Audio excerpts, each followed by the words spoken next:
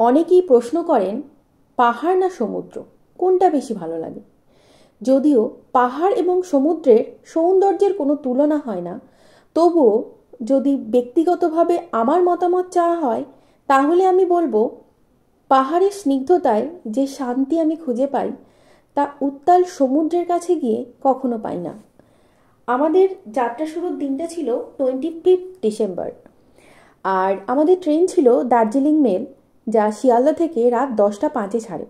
যখন Darjeeling mail station ছেড়ে ছুটে যাচ্ছিল তখন তার থেকেও অনেক বেশি বেগে ছুটছিল আমার মন পাহাড়ের কাছে।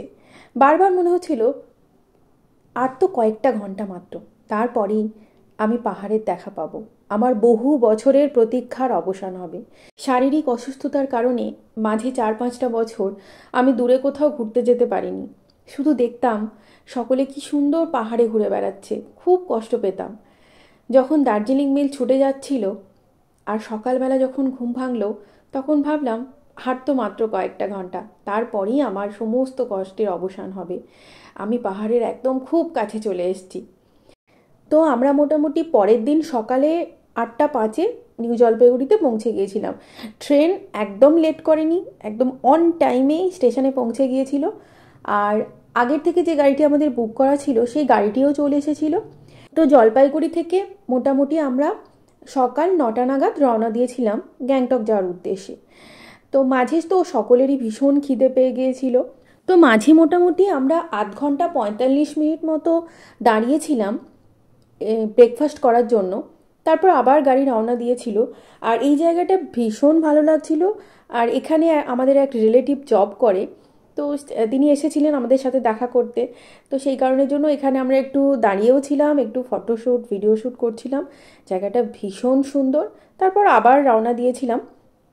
তারপর একদম গ্যাংটকে গিয়ে আমাদের গাড়ি স্টপ হয়েছিল। তো গ্যাংটকে পৌঁছাতে মোটামুটি আমাদের বিকেল 3টে বেজে গিয়েছিল। গ্যাংটকে পৌঁছে প্রথমে আমরা লাঞ্চ করেছিলাম, কারণ সকলের ভীষণ খিদে পেয়ে গিয়েছিল।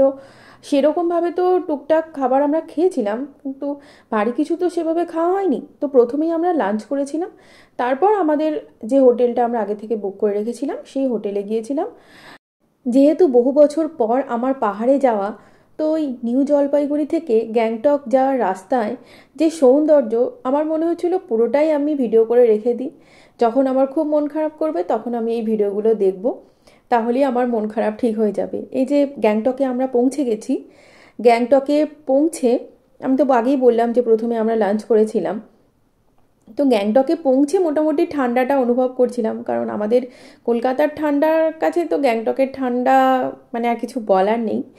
যদিও সেরকম যে ঠান্ডাটা সহ্য করা যাচ্ছিল না তেমনটা নয়, আমরা আগের থেকেই সব কিছু ভেবে চিনতে গরমের পোশাক ভালো মতো নিয়ে গিয়েছিলাম।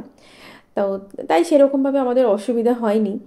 তো একটু হোটেলে গিয়ে ফ্রেশ হয়ে তারপর আমরা আবার বেরিয়ে পড়েছিলাম এমজি মার্গে ঘোরার উদ্দেশ্যে।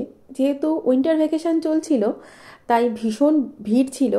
আর এই যে এই সবটাই কিন্তু খুব সুন্দর সুন্দর গিফট পাওয়া যাচ্ছিল। তো সত্যি কথা বলতে কি, বেড়াতে গেলে তো সকলের জন্য কিছু না কিছু গিফট তো নিয়ে আসতেই হয়। তো এই শপটা কিন্তু ভীষণ সুন্দর ছিল, ভীষণ সুন্দর সুন্দর গিফট ছিল, ভীষণ সাজানো গোছানো একদম। আর প্রাইসও কিন্তু ভীষণ রিজনেবল ছিল। তো এই জন্যই আমি এই শপটার ভিডিওটা করে রাখলাম। এই যে গিফট শপ লেখা আছে, খুব সুন্দর সুন্দর গিফট এখান থেকে পাওয়া যায়। তো তারপরে ওই টুকটাক শপিং করে আমরা একটু ঘোরাঘুরি করে আবার হোটেলে ব্যাক করেছিলাম।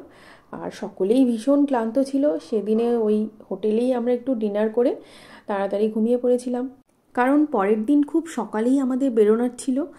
আর গ্যাংটকে আমরা মাত্র একটা দিনই ছিলাম। যেহেতু নর্থ সিকিম আমি আগে ঘুরেছি, তাই সত্যি বলতে কি ইস্ট ওয়েস্ট আর সাউথ সিকিমটাই ঘোরার প্ল্যান ছিল। তো পরের দিন সকালে আমরা কোথায় ঘুরতে গিয়েছিলাম সেটা কিন্তু আমি পরবর্তী ব্লগে বলবো।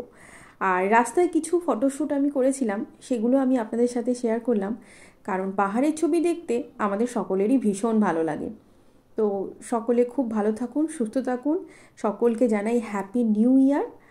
ধন্যবাদ।